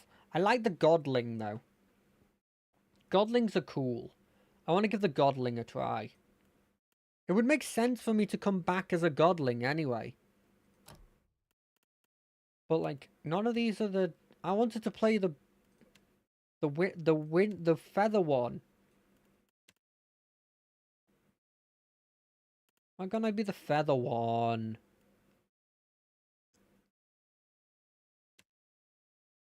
Well, okay, let's have a look at them. Death God, fucking awesome looking. It would make sense. It would make sense for the vulnerability of their opponents. Against any all targets that are near death gain increased damage. And only gains increased power level when they are near death. When they are bloodied or near death, their bodies harden, granting additional armor rating, and their souls lash out at attackers, causing but anyone who hits a melee. So this one obviously is Bereth. This one's obviously Morgan. This one I've got no idea for. Maybe Ondra? Maybe? I don't know.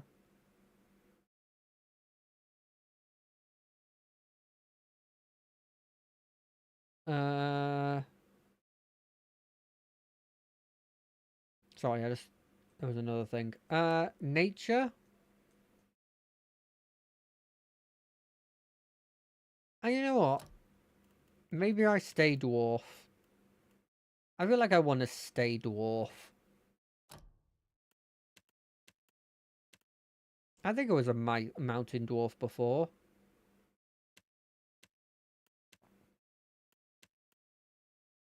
I don't remember though. Maybe I was a boreal dwarf. I'm gonna be a boreal dwarf. Also, I like this ability. You like to single class or multi-class? Single entirely focused. Multi-class are not recommended for new players. Single class, please. I wish to try out, because I didn't get to play it last time. I want to play Paladin. The Paladins are martial zealots devoted to a god, a ruler, or even a way of life. They can be found in any culture where a fanatical group of like-minded individuals have formed a warrior society dedicated to advancing their cause. Among them, those aligned to a worldview. Paladins are viewed with respect and admiration, if a bit fear. Many paladins hold leadership positions in armies and mercenary companies, but in the heat of battle, their fanaticism often overrules the chain of command and common sense. Yeah, I want that. Let me have a look at a preview of this thing. Yeah, that's Flames of Devotion, alright. That's Sworn Enemy, alright. Love it. Cool. We're picking that. Ooh, what do I devote myself to, though?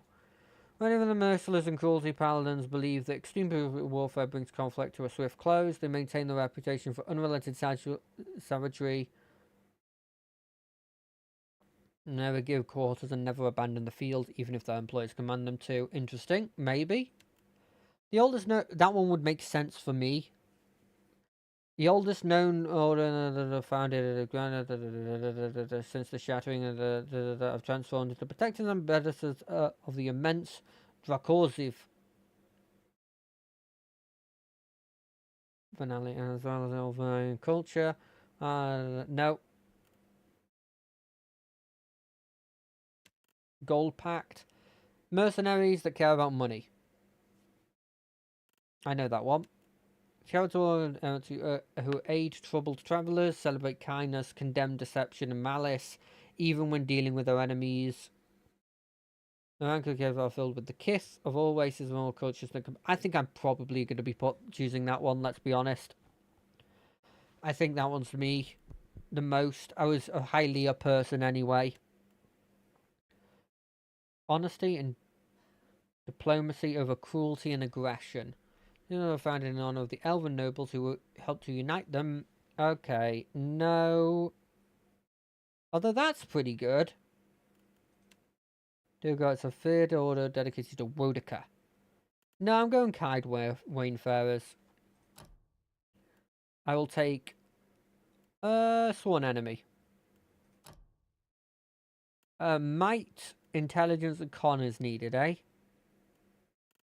Intelligence is interesting for these boys. Let's put some into that. If I put everything to 15, I'm left with 3 points. Put 1 into there because I like having the 10. And then 2 into intelligence because I like the fact of having intelligence. Wait, no, that only does ability, duration, and will. Might does damage and healing. Culture. Well, feels weird to change this.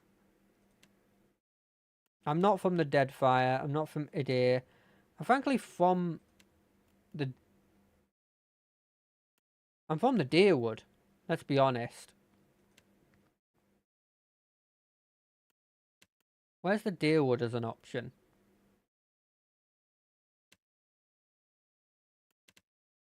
I don't have the Deerwood as an option. Okay.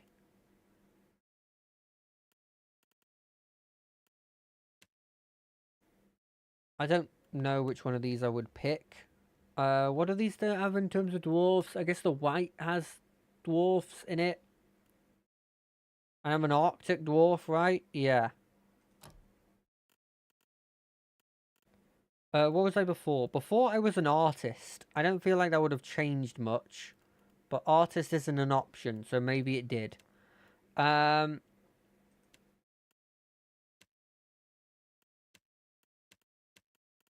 Like, explorer's pretty good. Am I an explorer or am I technically a mystic? With all the things I used to have.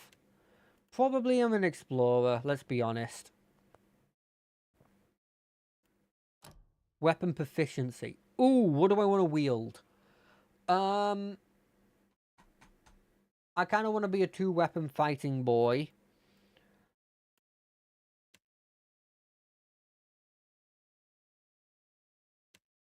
But, do I? Direct blows towards it deals... Direct your strikes towards the body, dealing lowering the target's fortitude. Or, I could go through that and go for like an axe. Like a battle axe shield combo. Battle axe shield combo is cool. Ooh. You know what? I'm going to think about this while I go to the toilet. So hold on a second. What's this say? Boop, boop. Nope. This one. Let me just put the BRB up. Okay, I'll see you in a bit. I'll put the music back on.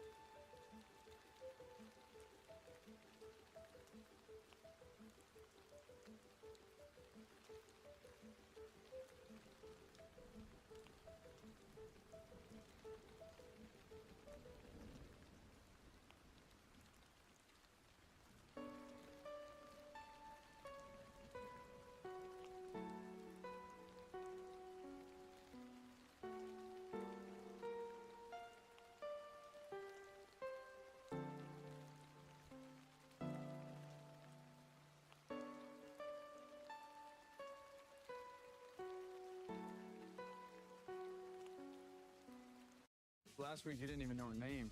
Sometimes people sneak up on you.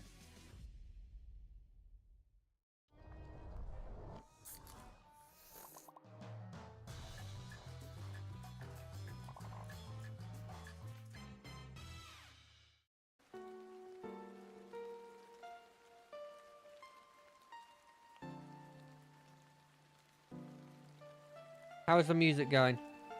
Hopefully an advert didn't immediately play. It could have. I wouldn't be surprised if it did. Right, back to this. Back to this. Cool. It's hard to say. I want to be melee. That's beyond the shadow of the doubt. But what kind of melee do I want to be? I've gone for strength. So I kind of want to go for like a Morningstar boy.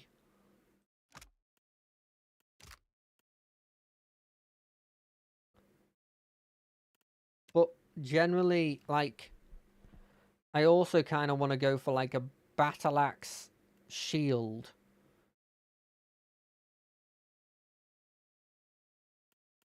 You know what? I want to go around with one of these. And if I don't want that, I'll go with one of those. Cool. Customization. Ooh. Portraits. Show me other dwarf portraits.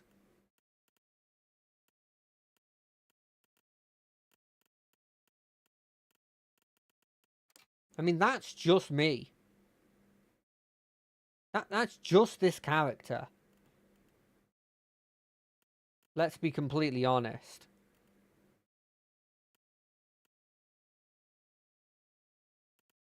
Are those Critical Role characters? They kind of look like Critical Role characters, but in this setting. Oh, that's me from before. Oh no, we're going for this one again. That's me from before. That's not the colours of the hair. That's me from before. How do I get the hair that she's got? No.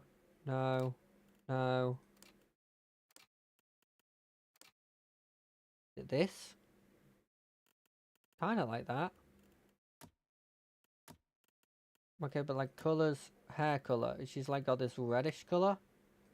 Like a bit darker.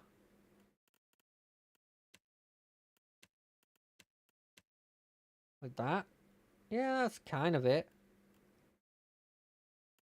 Primary skin is probably like this. Primary colours on the stuff. I'm always a big fan of going for like green and brown. But maybe like keep the orangey green like that and like that. Yeah, I like it. Voice. Nothing will slip past me. It was Critical Role. Yeah! Quietly now. I'm here. You're mine! Let's go. My eyes are peeled. Finish them! Silence surrounds me. Onward! Easy now. I'm here. A blade in the dark. Well? Show him how it's done. Easy does it. Take him down. Keeping quiet. I won't let you down. Eagle eyes. I've got your back! I'll find a safe path. I've got an arrow with your name on it. Oh, Closely, darling. I would kind of love it to have those, but I think Noble fits. Heroic. Hunched. Heroic's probably the one to go, right? Yeah, let's go with that. Name. Well, I'm still Ligara. Ligara. That's me. Go forth now, Watcher, as my herald. Know that I do not give you this title lightly. Oh, I love the design here. When the time comes, you will have the power to reveal the souls that cling to you. To open the gateway from the in-between to the waking world. Find Aethys. Learn his plans. When I have cause to talk to you, I will summon you. With a quick gesture of her hand, you feel a sharp pain in what would be your chest. The pain continues, intruding deeper into your soul. Looking down, you see a small lump of darkness roiling within you. The darkness lingers there, but the pain abates and fades entirely within the span of a few seconds. A chime. Do not fear, Herald.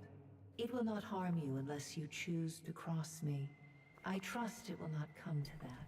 It probably Her will. gauntleted hand gestures to the dwarf, hovering nearby. The dwarf nods, contorts his face with his odd smile, and gestures to a new door. It 100% will be. WASD? Oh, it's not. None of these at the moment. It's up to you. The creases of the dwarf's face tighten into a smile as he gives you a courteous nod.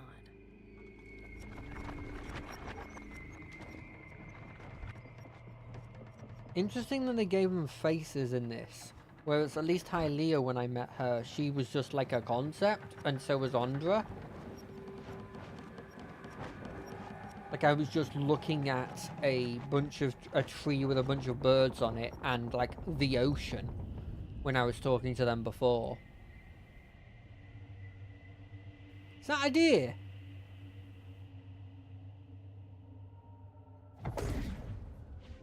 There is no fucking way Adir's here immediately. I'm lying, of course. I've played a bit of this game, so I'm just hammering up.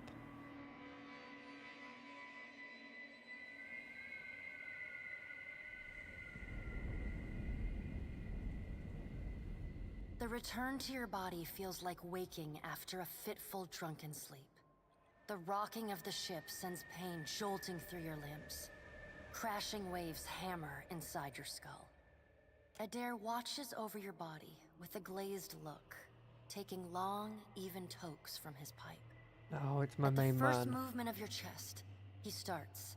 His gasp, mid-puff, sends him coughing and straining for breath. No, there's no way. You're awake. What are you doing awake? How are you feeling? I'm in a lot of pain. That might have been me. I've been slapping you a little harder each day, trying to wake you. I never dreamed it'd work. Adair stares with disbelief at what would likely be his slapping hand, examining both sides. He shrugs. Well, you owe me. I hate to cast a pall over your recovery, but I'm afraid I have some bad news for you.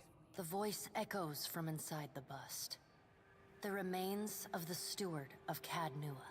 Cad Nua has been destroyed. Aethys possessed the statue of Maros Nua and rose from the ground, consuming the souls of all nearby. I forgot that it was a... Did we learn about Maris Nua? It is only by the exceptional strength of your Oh, soul no, it's the king, yeah. that you survived. And even then, just barely. The further Aethys withdrew, the weaker you became. We chartered this ship and followed him to the Deadfire Archipelago.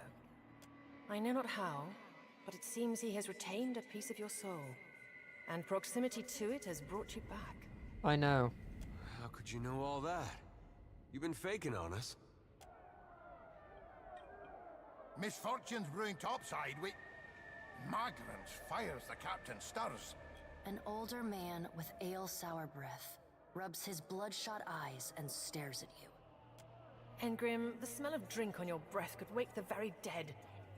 Now what's this about? Pirates. They're demanding parley with you, Captain. I know this is asking a lot, but you better arm yourself and get on deck. Should be some gear in there. Okay. Boom, boom. Oh, I wish it was heavy. Alea's bounty. Ooh. All right. Now make some use of it. Oh, let me read these. If you click on an item to pick up, you can place an you can also double click. I already appreciate this better.